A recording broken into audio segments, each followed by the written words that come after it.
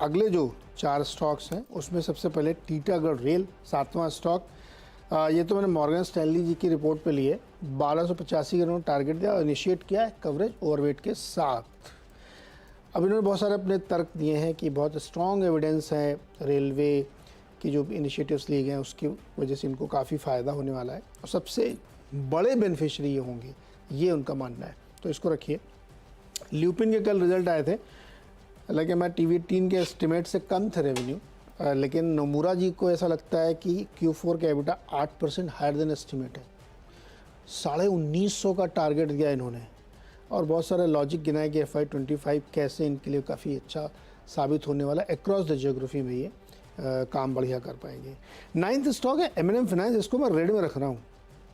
मुझे समझ आता है स्टॉक पे इतनी कवरेज करते हैं, गजब है भाई। 3 ब्रोकरेज रिपोर्ट, किसी की रिपोर्ट इतनी नहीं है जितनी M&M फाइनेंशियल की आती है। बिना बात के भी आती रहती है, कुछ नहीं तब भी 3-4 रिपोर्ट आ जाती है। पता नहीं इसकी इतनी कवरेज क्यों है, लेकिन आज जो कवरेज आई 3 और तीनों ने अपने टारगेट घटा दिए।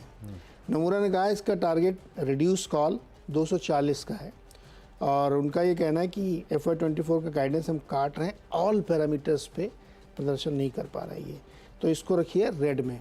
और 10th स्टॉक रखिए वेदांता ग्रीन में, क्योंकि आज नॉन फेरस का दिन हो सकता है एल्युमिनियम और कॉपर की वजह से, तो वेदांता ग्रीन में।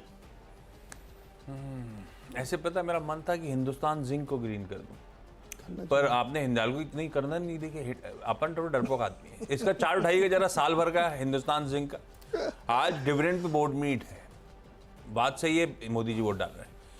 बेस मेटल्स में बहुत तगड़ा उछाल है। अरे साल का बोला तो आज कल का दिखा दिया है। ये देखिए अभी कैसे इसको लॉन्ग करें, 40% एक साल में। और ये सब एक साल कुछ नहीं है, सब कुछ हुआ है पिछले कुछ हफ्तों में। ये है बिल्डअप। ये भी बात सही है। नहीं, जिंक निकल मोदी ने किसको वोट दिया होगा यार, ये अच्छा क्वेश्चन है। मोदी जी, मैं जब मोदी जी का इंटरव्यू करूंगा तो मैं पूछूंगा सर आपने किसको वोट दिया था। एक तो मैं तो ये सोच रहा हूँ जब मैं वोट डालने जाऊंगा कितना कंफ्यूजन होगा। क्यों? एक तो अगर आप किसी को एक्स को सोच के वोट देने तो उसके कोलिशन का कोई वाई आदमी की पार्टी का खड़ा होगा। अब वो वाई बांटने का ये वाला सिंबल है कि वो वाला सिंबल है। यहाँ महाराष्ट्र में ऐसा खिचड़ा बना हुआ है ना सिंबल्स का। एक कंफ्यूजन और होगा। पता लगा आप आदमी का नाम सोच के गए इसको वोट देना है, पता लगा उसका सिंबल ही बदला हुआ है, क्योंकि कई लोग दूसरे सिंबल पे लड़ रहे हैं। गजब है। और महाराष्ट्र में तो बहुत डेडली खिचड़ा है। सही बात। इधर भी अलायंस में मल्टीपल पार्टीज, अलग सिंबल्स, इधर भी सबके सिंबल बदल गए। गजब है, पता नहीं, बड़ा मुश्किल होने वाला है। और ये लोग प्रमोट करते हैं तो इनको ऐसा करना चाहिए कि भाई कांग्रेस वाले कर रहे हैं तो ये 3 सिंबल्स हमारे वाले हैं, बीजेपी वाले कर रहे हैं तो ये 3 सिंबल्स हमारे वाले हैं। ऐसा करना चाहिए प्रचार भाई, ये वाला भी और वो वाला भी। अगर ईवीएम में ये सिंबल नहीं दिख रहा तो आपको ये दिख रहे हैं तो ये भी हमारे ही वाले हैं। प्रचार तो ऐसा होना चाहिए इस बार, क्योंकि सिंबल का कंफ्यूजन सबसे ज्यादा है महाराष्ट्र में। खैर, आज का आखिरी के 4 स्टॉक्स में पहले तो KEC इंटरनेशनल, साल का चार्ट उठाइएगा, खूब चला हुआ स्टॉक है, बढ़िया पेडिग्री है। कल इंटरेस्टिंगली इसका बड़ा इकरा ने रेटिंग डाउनग्रेड कर दी। वो डाउनग्रेड की डिटेल्स आपकी स्क्रीन पे जाएंगी, उस पर नहीं जाता। डाउनग्रेड के रैशनल जो दिए हैं कि भाई परसिस्टेंट वीकनेस आ रही है इसके ऑपरेटिंग प्रॉफिट मार्जिन्स में, और वो रेटिंग फैक्टर इन कर रही है, और इसीलिए हम इसे डाउनग्रेड कर रहे हैं। हालांकि रेटिंग एजेंसी से कोई भी एक्शन बहुत ज़्यादा स्टॉक मार्केट तवज्जो नहीं देता है, पर अपने को क्या है, चला हुआ स्टॉक है, एक बहाना मिल गया लाल मेंशन करने का। ऐसे ही साल भर का चार्ट आएगा कैंपस एक्टिव वेयर का। ये वो है जो बहुत पिटा हुआ है। इंटरेस्टिंगली रेटिंग एजेंसी ने इसको अपग्रेड कर दिया, वो डिटेल स्क्रीन पर आएंगी, और कसीदे वो कहते हैं ना, वो छाप दिए हैं इसकी तारीफ में। तो कैंपस को ग्रीन रख रहा हूं, लेकिन थोड़ा सा ध्यान रखिएगा, बहुत अंडर परफॉर्मिंग स्टॉक है।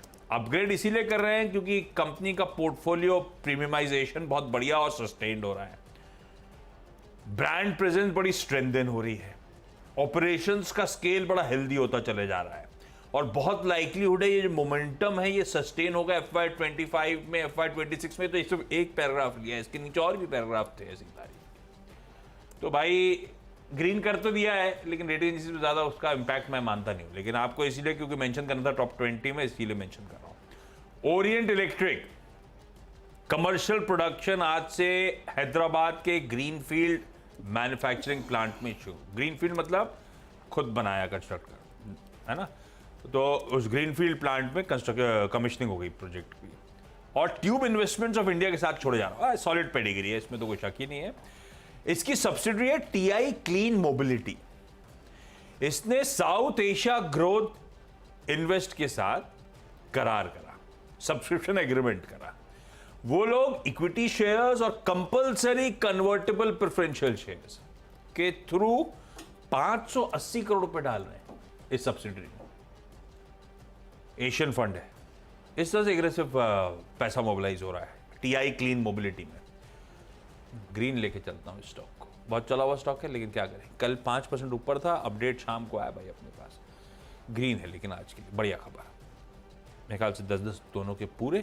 क्विकली छोटा सा ब्रेक ले लिया जाए, ब्रेक के उस पार जब लौट के आएंगे फुल फ्रेम मोदी जी के विजुअल के साथ छोड़े जाइए। आज दिखाइए यार, डेमोक्रेसी का त्योहार है बहुत बड़ा। यस यार आपके पास भोपाल के विजुअल नहीं आ रहे क्या डायरेक्टर साहब?